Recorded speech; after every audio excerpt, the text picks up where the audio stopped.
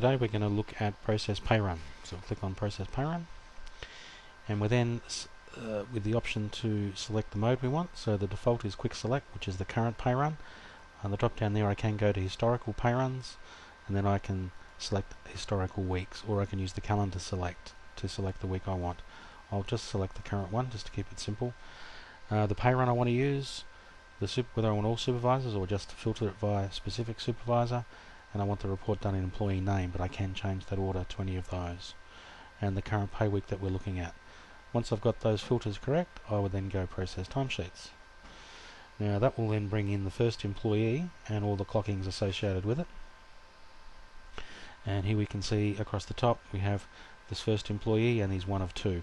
So obviously you have 40, it'd be one of 40, and it starts at the beginning based on that sort order that we did on the previous screen.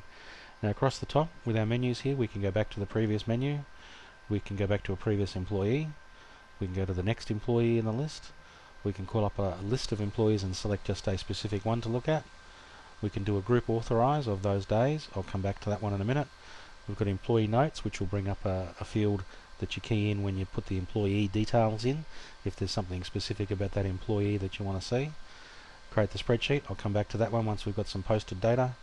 And print preview, will do a print screen of the actual day that we have displayed there, and the help there brings on your online help files.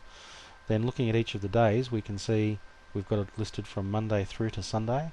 We've told this particular pay run that the last day of the pay week's a Sunday, so it lists those days in that order. If the last day of your payroll is a Thursday, then it would list the last day as a Thursday, and accordingly have the days displayed in the correct order. Now looking down the rows, we have the first one here being a calendar event. If there was a calendar event for that date, it would then bring up a calendar event there, let's say for a public holiday or something, and it would have an overriding work rule. We don't have a calendar event, and there are other files you can look at that explain the calendar event in more detail. The work rule that applies for this particular day is one called Monday to Friday. I can click on that and I can look at the information about the work rule.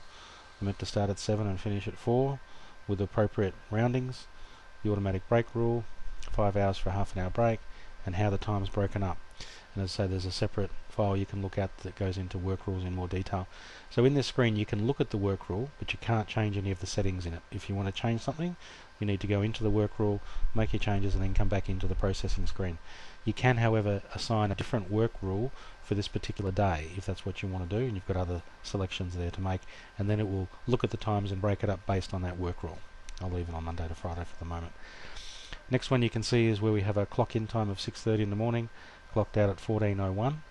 That's been rounded to 6:30 till, well, actually 6:30 is the same, but the end time's been changed to 1600, and that's because of the rounding on the work rule. Total hours is 9 hours and 30 minutes.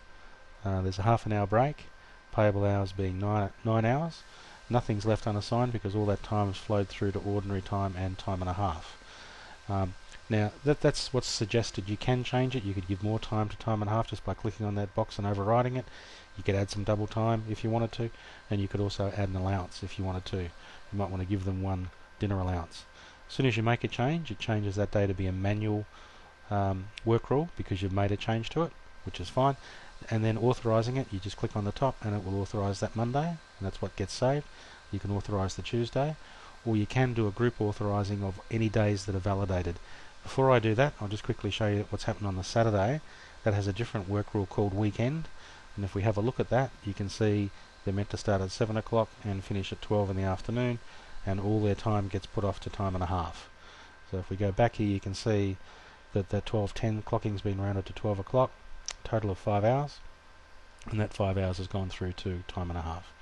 So if I'm happy with all that, I can just go authorize, and that'll authorize all those days and move on to the next employee. Now, to go back to the previous employee just to show you what was saved, I'll just go back to previous employee, and you can see all the green headings means it's been posted, and we could create a spreadsheet, but I'll just finish off the next employee, so there's 2 employees in the list. So go to next. Now we can see here on the Monday there's only one clocking, and they've forgotten to clock in. On the Tuesday it looks like they've forgotten to clock out. So what we'll do, you need to find out what time they did start, so we'll say that they started at 7. I'll add that clocking in and go back. As soon as there's a balanced number of clockings, it'll run it through the interpreter and come up with how the day is broken up.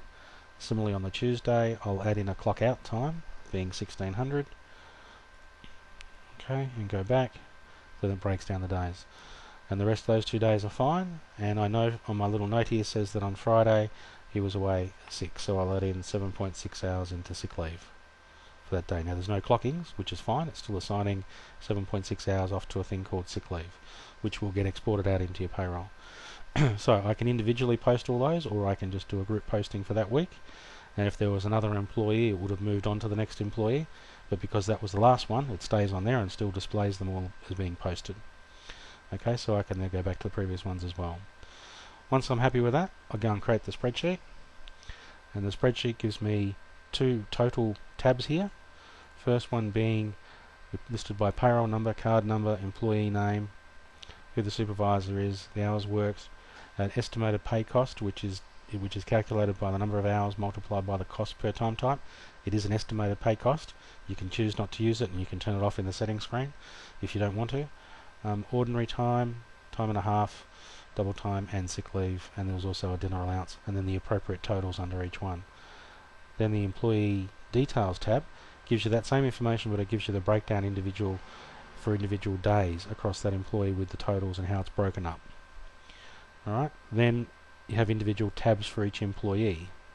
So it's actually the same information that's on this one, except it's an individual tab for each employee. So if you had 40 employees, you would have the first 2 tabs being totals and employee details, and then you'd have 40 more tabs, 1 for each employee. Okay, and each of these screens can be exported out to Excel or to a PDF, whatever you want to do. Once you're happy with that, or if you're unhappy with it, you found something you want to change, you can go back into the processing screen, you can select an employee, okay. You can take off some of the authorizing on it. Let's say we'll just pick Tuesday. I'll unauthorize it, and I might decide I want to give them an extra hour's double time for whatever reason. Then I can post it. Okay, it's saved it, and I'll go and create the spreadsheet again, and then that change will be reflected in that particular employee and the total. So we go to there, and we can see now that I've given them an hour extra hours double time there. So any change you want to do, you do it in the actual processing of Bundy Plus, of the timesheet, and then create the spreadsheet again. Once you're happy with the spreadsheet, you can then go back out, and in this first screen here, the pre-screen, you'll see export to MYOB. If I was to export that, it'll go and generate a timesheet file called timesheets and the date and the Payrun name, and it's saved it to that location, which is where the application is. And then you would then use MYOB, you would then point it and read that file in, and that would then populate your timesheet screen within MYOB. Now there are other files you can look at to show the details of settings on how to do MYOB imports, as well as other export files as well.